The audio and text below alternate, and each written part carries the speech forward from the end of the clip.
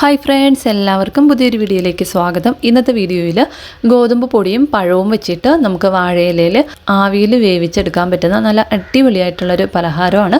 നമുക്ക് ചായയുടെ കൂടെയൊക്കെ കഴിക്കാൻ വേണ്ടിയിട്ട് പെട്ടെന്ന് തന്നെ തയ്യാറാക്കിയെടുക്കാൻ പറ്റുന്നൊരു പലഹാരം. അപ്പോൾ ഇതെങ്ങനെയാണ് തയ്യാറാക്കിയെടുക്കുന്നതെന്നൊന്ന് നോക്കാം. അപ്പോൾ അതിലേക്ക് വേണ്ടിയിട്ട് ഞാൻ 2 റോബസ്റ്റ പഴം എടുത്തിട്ടുണ്ട്. നല്ല പഴുത്ത പഴം വേണം എടുക്കാനായിട്ട്. ഇനി നമുക്ക് തൊലിയൊക്കെ കളഞ്ഞ് ഈ പഴം നമുക്കൊരു ബൗളിലേക്കൊന്ന് ഇട്ട് കൊടുക്കാം.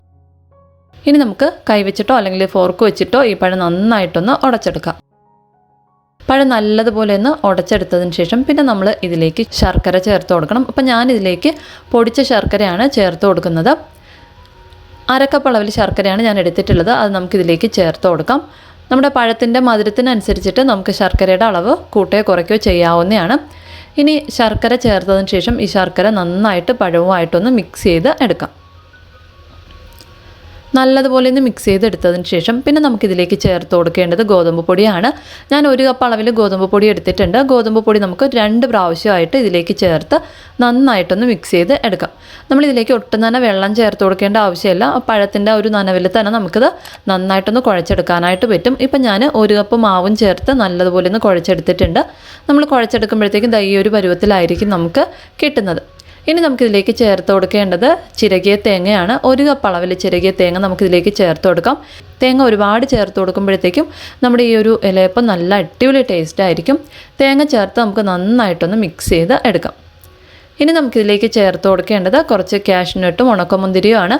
അപ്പോൾ ഞാൻ 1 സ്പൂൺ നെയ്യിൽ കുറച്ച് കാഷ്നട്ടും ഉണക്കമുന്തിരിയും ഒന്ന് വറുത്തെടുത്തിട്ടുണ്ട്. അതും കൂടെ നമുക്കിതിലേക്ക് ചേർത്ത് നല്ലതുപോലെ ഒന്ന് മിക്സ് ചെയ്ത് എടുക്കാം. നമ്മൾ ഈ ഉണക്കമുന്തിരിയും കാഷ്നട്ടൊക്കെ ചേർത്ത് കൊടുക്കുമ്പോഴത്തേക്കും നമ്മൾ ഈ ഒരു ഇലയപ്പം കഴിക്കുന്ന സമയത്ത് ഇടയിൽ ആ ഒരു കാഷ്നട്ടൊക്കെ കടിക്കുമ്പോഴത്തേക്കും നല്ല അടിപൊളി ടേസ്റ്റ് ആയിരിക്കും. ഇപ്പം ഞാൻ എല്ലാം കൂടെ ചേർത്ത് നന്നായിട്ടൊന്ന് മിക്സ് ചെയ്ത് എടുത്തിട്ടുണ്ട്. ഇനി നമുക്കിതൊരു വാഴയിലയിൽ കുറേശ്ശെയായിട്ട് വെച്ചിട്ടൊന്ന് പൊതിഞ്ഞ് എടുക്കാം.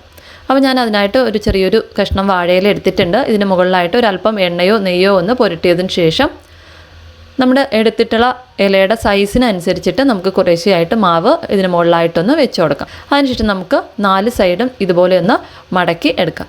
ഇതുപോലെ നമുക്ക് ബാക്കിയുള്ള എല്ലാ മാവും വാഴയിലയിൽ വെച്ചിട്ട് നന്നായിട്ടൊന്ന് പൊതിഞ്ഞ് എടുക്കാം. ഇപ്പോൾ ഞാൻ എല്ലാ മാവും വാഴയിലയിലാക്കി ഒന്ന് പൊതിഞ്ഞെടുത്തിട്ടുണ്ട്. ഇനി നമുക്കിതൊന്ന് ആവി കയറ്റാനായിട്ട് വെക്കണം. അപ്പോൾ അതിനായിട്ട് ഞാനൊരു സ്റ്റീമറിലേക്ക് നമ്മൾ റെഡിയാക്കി വെച്ചിട്ടുള്ള എല്ലാ മാവും ഒന്ന് വെച്ച് കൊടുത്തിട്ടുണ്ട്.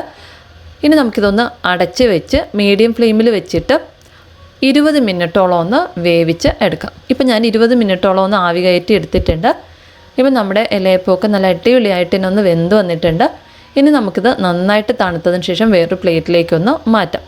അപ്പോൾ ഇത്രയേ ഉള്ളൂ. നമുക്ക് എളുപ്പത്തിൽ തന്നെ തയ്യാറാക്കിയെടുക്കാൻ പറ്റുന്ന നല്ല അടിപൊളിയായിട്ടുള്ളൊരു പലഹാരമാണ്. അപ്പം പഴവും ഗോതമ്പ് പൊടിയൊക്കെ ഉണ്ടെന്നുണ്ടെങ്കിൽ എന്തായാലും ഒന്ന് തയ്യാറാക്കി നോക്കുക. നിങ്ങൾക്ക് വീഡിയോ ഇഷ്ടപ്പെടുകയാണെന്നുണ്ടെങ്കിൽ എന്തായാലും ഒന്ന് ലൈക്ക് ചെയ്തേക്കണേ. അപ്പോൾ പുതിയൊരു വീഡിയോയിലൂടെ നമുക്ക് വീണ്ടും കാണാം. അതുവരെ താങ്ക് യു, ബൈ.